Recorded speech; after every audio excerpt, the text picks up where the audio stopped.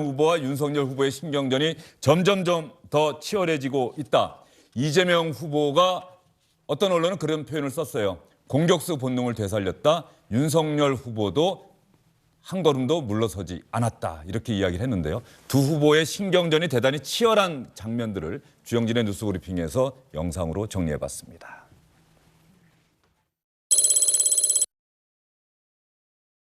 지금 이 집권당의 그 집권 정부의 방역 정책의 실패를 이제 인정을 하셨는데 결국은 그렇다면은 이 민주당이 대선에서 책임을 져야 된다는 그런 뜻 아니겠습니까? 야당 코스프레하는 게 아니라 저는 이걸 한번 우리 심상정 후보님께 의견을 한번 듣고 싶습니다. 제가 말씀을 드리도록 하겠습니다. 발언자를 당사자가 지정하는 건 아닌 것 같아서요. 네. 저한테 다 물어놓고 답은 길 안 주고 저기다 물어봐요. 지금 들어보는 겁니다. 또 얘기해봐야 또 뭐 본인 얘기만 할 게 뻔해서 객관적으로 3자 입장에서 한번 말씀해보세요. 윤석열 후보님, 그게 토론입니다. 내가 주장하고 상대한테 반박할 기회를 주는 거죠. 걱정하지 마십시오. 시간 총량제 토론은 본인 주장만 하고 다른 사람 주장을 못하게 지정을 봉쇄를 해도 하십니까? 꼭 답변을 안 하셔도 됩니다. 민주주의의 위기를 불러오고 또 한반도의 불안정을 불러와서 경제를 망친다라는 데에 대한 의견 한번 말씀해 주시죠. 저는 성남시장이나 경기지사 하면서 하신 그런 부정부패에 대해서 제대로 법을 적용하는 것이야말로 민주주의고. 답을 하시죠. 딴 얘기 하지 마시고. 엉뚱한 거 답을 하는 거는 원래 엉뚱한 옳지 않은 답하고 겁니다. 내빼는 데는 우리 답을 먼저 하세요. 선수 아니십니까? 이렇게 하면 서로 답을 하세요. 네, 시간이 아주 애매해집니다. 그러니까 남이 자, 안 한 말씀하시죠. 얘기를 가지고 뭐 엉뚱한 뭔 얘기를 안 한 걸 제가 했습니까? 그런 식으로 거짓말하거나 그러지 마세요. 자, 상습적으로 그러면은 거짓말 하시지 않습니까? 안철수 후보에게 국민들에게 발언권 한번 드리겠습니다. 물어보십시오. 잠시만요. 네, 안철수 후보 말씀하십시오. 예. 이재명 후보와 윤석열 후보의 어제 법정 토론 장면, 신경전이 치열한 장면 보다 보니까 조금 전에 두 분께서 펼치셨던 신경전 장면과 대단히 유사하다는 생각이 드는데 말이죠. 일단 대선이 점점 다가오고 있다는 것을 보여주는 장면이 아닐까 싶어요. 최재성 전 수석님. 그렇습니다. 어제 이제 전반적으로 보면요. 사실 이제 정책 대결이 무색할 정도로 이제 사실 경제 외적 사안에 대한 이제 공방이 있었지 않습니까? 근데 사실 이제 정책이 굉장히 중요해요. 그래서 경제 분야 토론을 했음에도 불구하고 윤석열 후보는 답변을 못하거나 왜곡된 그 한정적 지식을 가지고 얘기를 하고 그 모르는 것에 대해서는 이 답변을 아주 기본적인 사안조차도 이게 모를 정도로 경제 정책은 이제 엉망인데 저런 사안, 사실 경제 외적인 대장동 관련된 사안이라든가 또 소위 말해서 구조적 성평등은 없다고 한 그런 윤석열 후보 발언에 대한 사실 확인과 사과 요구에 대해서는 그냥 걷어차버리는 저런 오만한 태도를 또 보이고 있습니다. 그래서 정책은 무지하고 정치적인 충돌은 오만하게 저렇게 이 맞대응을 하고 걷어차버리고 이런 모습을 보면서 저는 윤석열 후보의 정책 능력이야 뭐 다 주지의 사실이지만 저런 태도가 마치 대통령 다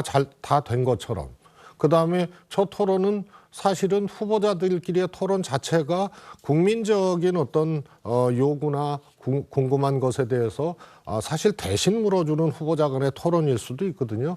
그런데 그런 답변에 시간 쓰기 싫다. 그거 뭐 국민들이 알 거다.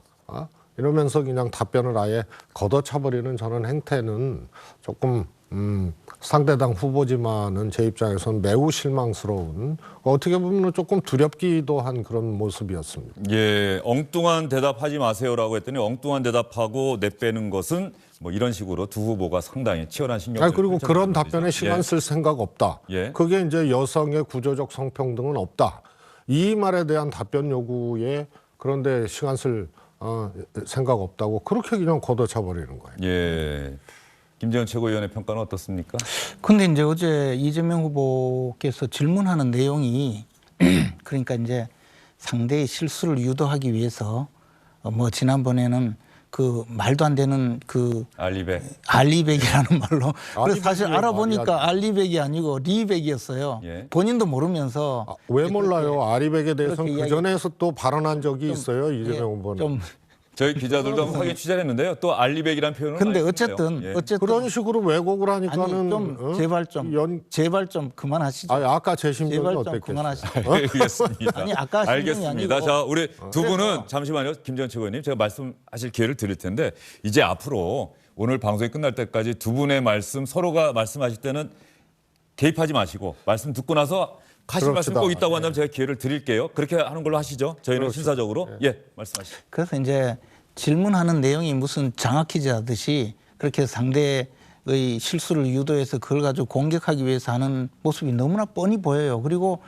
그 사실은 대선 후보잖아요. 그러면 그래도 지도자가 될 뿐인데 말씀하시는 투나 태도나 또는 뭐 토론하는 방식이 너무 거칠고 저는 사실 잠깐 느낌이 정말 저런 분이니까 형수님한테 그래 쌍욕도 하고 형님하고 그렇게 전화통이 되고 사납게 하는구나 싶을 정도로 너무 사나워서 우선 보는 게 부담스러웠거든요. 지금 그리고는 또 대답 못한다고 막 이야기하는데 상대에 대한 최소한의 예의는 어디 가고 저는 정말 이건 토론이 아니고 사나운 말폭력이었어요. 그러니까 이제 토론이 제대로 진행이 안 된 거죠. 그리고 아까도 잠깐 말씀드렸지만 분명히 경기도지사로서 계실 때 그 법인카드 사용 문제를 이야기하면 그에 대해서 최소한 변명이라도 하셔야 되는데 그러니까 곧바로 판넬 들고 와서 이야기하잖아요. 저런 태도가 이제 사실은 그렇게 자기가 불리한 내용을 벗어나기 위해서 상대에게 그 사기꾼들의 헛소리를 들고 와서 공격을 하는 그런 태도를 이제 윤석열 후보가 계속 동문서답하지 마라 이렇게 지적했는데 그래 되니까 오히려 또 그걸 만회하기 위해서 뭐 이상한 질문을 하고는 왜 대답 안 하느냐 막 다그치잖아요. 저는 처음부터까지 그런 장면이 너무 눈에 좀 거슬렸습니다. 오늘 두 분 말씀 듣다 보니까 말이죠. 일단 두 분에게 어떤 질문을 드려도 나올 대답은 정해져 있다는 느낌이 들고요. 그런 생각이 드는데 그래서 제가 좀 질문을 좀 바꿔볼게요. 두 분 상대 후보 토론 지금 계속 강하게 비판해 오셨는데 그럼에도 불구하고 어제 텔레비전 토론을 통해서 우리가 내가 보기에 상대 후보지만 윤석열 후보가 이런 자세 혹은 이런 발언은 참 좋았다. 이재명 후보 지금 계속 강하게 비판하셨는데 내가 보기에 이런 자세 뭐 이런 발언은 내가 평가할 만하다. 좋았다. 라고 얘기할 수 있는 게 있는지 지금 당장 제가 질문 드리면 당황하셔서 오늘 상대 후보만 비판하면 될 것 같은데 하고 나오셨는지 모르겠는데 그래도 한 가지씩 꼭 의무적으로 한번 말씀을 좀 하시도록 제가 좀 드릴 테니까 지금 두 분 다 생각하시고 있는 눈빛이에요. 맞죠? 예. 그러면 이번에는 김재원 최고위원께 먼저 질문을 드려볼까요? 그래도 이재명 후보가 내가 보니까 참 준비가 잘 돼 있더라. 이런 부분은 어떤 부분이 있을까요? 이번에 정말로. 아니 근데 이제 정말 죄송한데 예. 그런데 이제 기축통화 말씀을 하셨잖아요. 우리도 곧 기축통화국이 될 거다. 근데 사실 우리가 지금 기축통화국이 될 가능성은 지금 당분간은 없어요. 현실적으로.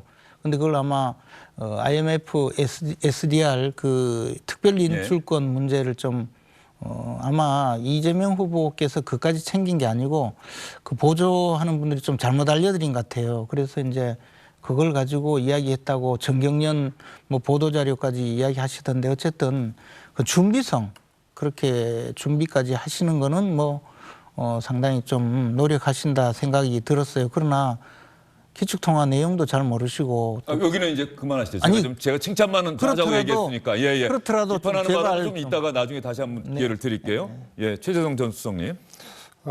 저도 사실은 이제 경제 외적인 이제 정책 공방을 했던 대장동 등등의 문제를 이제 논외로 치고 정책으로만 네. 이제 놓고 보면은 암기를 하려고 상당히 노력을 하신 흔적은 보여요. 예.